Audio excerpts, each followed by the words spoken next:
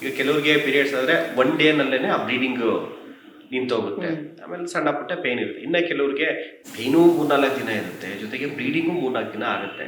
So ಈ ಸಮಸ್ಯೆ ಯಾಕೆ, ಇದಕ್ಕೆ ಸೊಲ್ಯೂಷನ್ ಏನು? ಇವಾಗ ಪೀರಿಯಡ್ಸ್ ಪೇನ್ ಅನ್ನೋದು ಎಸ್ಪೆಷಲಿ ಮದುವೆ ಆಗಿ ಒಂದು ಮಗು ಆಗೋ ತನಕ ಆಲ್ಮೋಸ್ಟ್ ಎಲ್ಲ ಹೆಣ್ಮಕ್ಳಿಗೂ ಫಸ್ಟ್ ಡೇ ಆಫ್ ಪೀರಿಯಡ್ಸ್ ಅಲ್ಪ ಸ್ವಲ್ಪ ನೋವು ಅಂತೂ ಇದ್ದೇ ಇರುತ್ತೆ.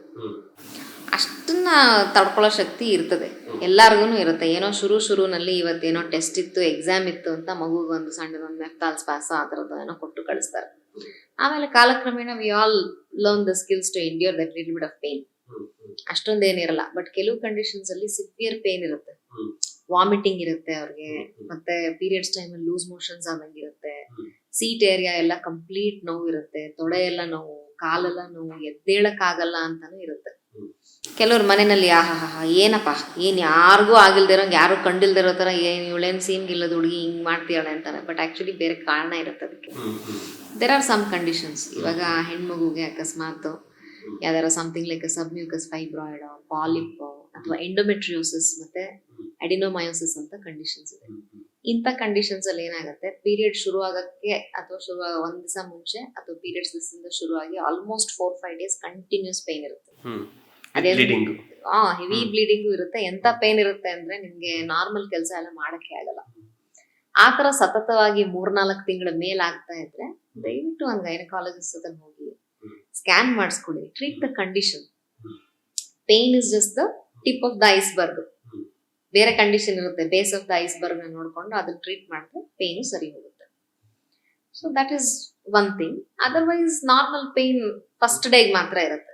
ತುಂಬಾ ಪ್ರೊಲಾಂಗ್ಡ್ ಪೇನ್ ಇದ್ರೆ ಮಾತ್ರ you should definitely use it. ಆ ಪೇನ್ ನ ತಡೆಯೋಕ್ಕೂ ಕೂಡ ಟ್ಯಾಬ್ಲೆಟ್ಸ್ ಬಂದಿದೆ, ಅದು ಓಕೆನಾ ಮೇಡಮ್? ಕೆಲವರು ತಗೊಂತಾರೆ, ಪೇನ್ ತಡೆಯೋಕ್ಕಾಗಲ್ಲಪ್ಪ ಅಂತೇಳಿ ತಗೊಂತಾರೆ. ಸಮ್ ಟೈಮ್ ಓಕೆ, ಬಟ್ ಅದನ್ನ ಕೆಲವರು ರೂಢಿ ಮಾಡ್ಕೊಂಡ್ಬಿಡ್ತಾರೆ, ಪೇನ್ ತಡೆಯೋದಕ್ಕೆ ಇನ್ನೊಂದು ಮಾತ್ರೆ ನುಂಗ್ಬೇಡ ಅಂತೇಳಿ. ಅಲ್ಲ, ಎವ್ರಿ ಮಂತ್ ಪೇನ್ ತಡೆಯೋಕ್ಕೆ ಮಾತ್ರ ತಗೊಳ್ಳೇಬೇಕು ಅಂತಿದ್ರೆ ಅಂಥವ್ರಿಗೆ ಡೆಫಿನೆಟ್ಲಿ ಸ್ಕ್ಯಾನ್ ಬೇಕಾಗುತ್ತೆ. ಬಿಕಾಸ್ ನಾರ್ಮಲ್ ಯೂಟ್ರಸ್ ಇರೋರಿಗೆ ಅಂತ ತಡ್ಕೊಳಕ್ಕಾಗದೇ ಇರೋಂಥ ಪೇನ್ ಏನು ಬರಲ್ಲ, ಫಸ್ಟ್ ಡೇಗೆ ಮಾತ್ರ ಬರುತ್ತೆ. ಏನೋ ತೀರಾ ಒಂದು ವೆರಿ ಇಂಪಾರ್ಟೆಂಟ್ ಫಂಕ್ಷನ್ ಇತ್ತು, ಹೋಗ್ಲೇಬೇಕಾಗಿತ್ತು, ಅಥವಾ ಅವ್ರದ್ದೇನೋ ಒಂದು ಸ್ಪೀಚ್ ಏನೋ ಕೊಡ್ಬೇಕಾಗಿತ್ತು, ಅಥವಾ ಅವತ್ತು ಎಕ್ಸಾಮ್ ಇತ್ತು ಅನ್ನುವಾಗ it is quite fair to take one small tablet. Quality of life ಚೆನ್ನಾಗಿರ್ಬೇಕಲ್ಲ ಅವತ್ತು. If you have to give a good presentation, you should be feeling good from within. So ಆದ್ರಿಂದ that is okay. Number of days of bleeding ಬಗ್ಗೆ ಕೇಳಿದ್ರಿ.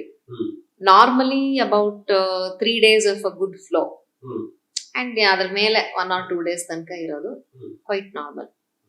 ಈಗ 7 ದಿವಸಕ್ಕಿಂತ ಜಾಸ್ತಿ ಇತ್ತು ಅಥವಾ ದಿನಕ್ಕೆ 5-6 ಪ್ಯಾಡ್ ಮೇಲೆ ಚೇಂಜ್ ಮಾಡಿದ್ರು, this is abnormal. Again seek doctor's help. Matured ಆಗ್ತಾರಲ್ಲ ಆ ಟೈಮಲ್ಲಿ ಮನೆಗಳಲ್ಲಿ ತುಂಬಾ ಮಗುಗಿನ ತುಂಬಾ ಕೇರ್ಫುಲ್ ಆಗಿ ಮನೆಯಲ್ಲೆಲ್ಲ ನೋಡ್ಕೊಂತಾರೆ. ಆ ಟೈಮಲ್ಲಿ ಹಳ್ಳಿಗಳ ಕಡೆ ಇದ್ದಾಗ ಆಗಿನ ಕಾಲದಲ್ಲಿ ಅವ್ರಿಗೆ ತುಪ್ಪ, ಕೊಬ್ಬರಿ ಈ ತರ ಸಮಥಿಂಗ್ ಹೆಲ್ತಿ ಫುಡ್ ಎಲ್ಲ ಕೊಡ್ತಾ ಇದ್ರು. ಅದೆಲ್ಲ ಪೌಷ್ಟಿಕಾಂಶ ಅವೆಲ್ಲ ಆ ತರದೆಲ್ಲ. ಅವಾಗ ಫುಡ್ ಹೇಗೆ ಅಂತ ಮೇಡಮ್, ಈಗ ಅವನ್ನ ಯಾರು ಫಾಲೋ ಮಾಡ್ತಾ ಇಲ್ಲ. ಎಲ್ಲೋ ಇದು ಕೂಡ ಒಂದು ಅವ್ರಿಗೆ ಮುಂದೆ ಆರೋಗ್ಯ ಸಮಸ್ಯೆಗಳು ಆಗೋ ಕಾರಣ. ಅದು ಫುಡ್ ಹೇಗಿರ್ಬೇಕು ಅಂತ ಆ ಟೈಮ್. ಬೇಸಿಕಲಿ ಪ್ಯೂಬರ್ಟಿ ಅಂತಂದ್ರೆ ಏನು, ಗ್ರೋತ್ ಸ್ಪರ್ಟ್ ಆಗುತ್ತೆ. ಅವಾಗ ಆ ಪ್ಯೂಬರ್ಟಿ ಹಿಟ್ ಆದ್ಮೇಲೆ 1 or 2 years ಒಳಗಡೆ ನಿಮ್ ದೇಹದ ಉದ್ದ, ಗಾತ್ರ, ನಿಮ್ದು ಸ್ಟೇಚರು ಎಲ್ಲ ಹೆಂಗಿರುತ್ತೋ ಅಲ್ಲಿ ಡಿಸೈಡ್ ಆಗುತ್ತೆ. ಗ್ರೋತ್ ಸ್ಪರ್ಟ್ ಪೀರಿಯಡ್ ಇರೋದ್ರಿಂದ you have to give nutritious food. ಅವಾಗೆಲ್ಲ ಏನ್ ಕೊಡ್ತಾ ಇದ್ರು, ಡ್ರೈ ಫ್ರೂಟ್ಸ್ ತುಂಬಿದ ಅಂಟಿನುಂಡೆ, ಪ್ರೋಟೀನ್ ಅಂಶ ಬೇಕಲ್ವಾ, ಗ್ರೋತಿಗೆ ಬೇಕು. ಇನ್ನು ಕೊಬ್ಬರಿ ಏನಕ್ಕೆ ಕೊಡ್ತಾ ಇದ್ರು ಅಂತ exactly I am not aware, but I think ಇವಾಗ ನೀವು ಈ ಕರೆಂಟ್ ಟ್ರೆಂಡ್ ಅಲ್ಲಿ ನೀವು ಎಲ್ಲಾ ಡಯಟಿಷಿಯನ್ಸ್ ನೋಡಿ, ಎಲ್ಲದಕ್ಕೂ ಚಟ್ನಿ ಪುಡಿ ತಗೊಳ್ಳಿ, ಒಂಚೂರು ಕೊಬ್ಬರಿ ಹಾಕೊಳ್ಳಿ ಅಂತಾರೆ. ಮೇ ಬಿ ಲಿಪಿಡ್ ಪ್ರೊಫೈಲ್ ಅದು ಇದು ಎಲ್ಲ ಸ್ವಲ್ಪ, and coconut oil is good for health actually. ಅದ್ರದ್ದೆಲ್ಲ ಕೆಲವೆಲ್ಲ ಕೊಡ್ತಿದ್ರು, ತುಪ್ಪ ಏನೋ ಹಾಕೊಡ್ತಾ ತುಪ್ಪ, ಕೋಕೋನಟ್ ಆಯಿಲ್ ಎಲ್ಲ ಕೊಡ್ತಾ ಇದ್ರು. Basically I think it is only for the growth spurt help ಆಗ್ಲಿಕ್ಕೆ ಸ್ವಲ್ಪ ಜಾಸ್ತಿ ಪೌಷ್ಟಿಕಾಂಶ ಬೇಕಲ್ವಾ. ಸಡನ್ಲಿ ದ ಬಾಡಿ ಎಲ್ಲಾ ಪಾರ್ಟ್ಸ್, ಎಲ್ಲಾ organs, it is a huge exponential growth ಆಗುತ್ತೆ. So to combat the needs, ಅದಕ್ಕೋಸ್ಕರ ಒಂದಷ್ಟು ಕೊಡ್ತಾ ಇದ್ರು. ನಾವು ಎಲ್ಲ ಚಿಕ್ಕವರಾಗಿದ್ದಾಗ ನಮ್ಮ ಅಜ್ಜಿ ಎಲ್ಲ ನಮ್ಗೆ ಅವೆಲ್ಲ ಕೊಟ್ಟು, ಎಲ್ಲ ನಮ್ಗೆ ಆಪ್ಷನ್ ಇರ್ಲಿಲ್ಲ.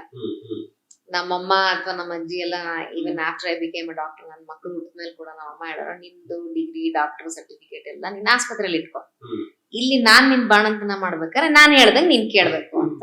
So but I don't regret doing it all. Because ನಮ್ದು ಶೆಡ್ಯೂಲ್ ಎಷ್ಟು ಹುಚ್ಚುಚ್ಚಾಗಿರುತ್ತೆ ಅಂದ್ರೆ, ಬೆಳಗ್ಗೆ 6:30 ಹೊರಡ್ತೀವಿ, ಮತ್ತೆ ಯಾವಾಗ ಬರ್ತೀವಿ, ಮಧ್ಯರಾತ್ರಿ ಹೋಗ್ಬೇಕು ಅಂದ್ರೂ ಹೋಗ್ಬೇಕಾಗತ್ತೆ. ಹೆಂಗ್ ಬೇಕಾದ್ರೆ ಇರ್ಬೋದು, ಬಟ್ ಆದ್ರೂ ಆರಾಮಾಗಿ ಓಡಾಡ್ಕೊಂಡಿದೀವಲ್ಲ. So maybe that high protein intake ಆ ಟೈಮಲ್ಲಿ ಅದು those things are good. But ಕೆಲವೆಲ್ಲ ಇತ್ತು ಕಡಿಮೆ ನೀರು ಕೊಡಬೇಕು ಅಂತೆಲ್ಲ, ಅದೆಲ್ಲ may not be really applicable.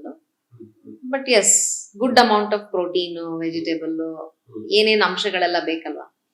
ಈಗ ಎಷ್ಟೊಂದು ಬೇರೆ ಫುಡ್ ಅಲ್ಲೆಲ್ಲ ಅವ್ರು ನೋಡ್ಬೇಕಾದ್ರೆ lot of other amino acids ಬೇಕಾಗಿರುವಂತದ್ದು ಅದೆಲ್ಲ ಅದ್ರೊಳಗಡೆ ಇತ್ತು. ಮತ್ತೆ ವಿಟಮಿನ್ಸ್, ಮಿನರಲ್ಸ್ ಇದೆಲ್ಲ ಅದ್ರೊಳಗಡೆ ಇದ್ದಿದ್ರಿಂದ ಆ ತರದ ಒಂದು ಡಯಟ್ ಡಿಸೈನ್ ಮಾಡಿ ಕೊಡ್ತಾ ಇದ್ರು. ಅವಾಗ ಅಲ್ಲೂ ಎಲ್ಲ ಆಯುರ್ವೇದದಲ್ಲಿ ಅದು ಇದ್ರೊಳಗೆಲ್ಲ ನೋಡ್ಕೊಳ್ತಿದ್ರೇನೋ, ಸೊ ಹಂಗಾಗಿ ಕೊಟ್ಟಿರ್ಬಹುದು ಅಂತ ನಾನು ಅನ್ಕೊಂಡೆ.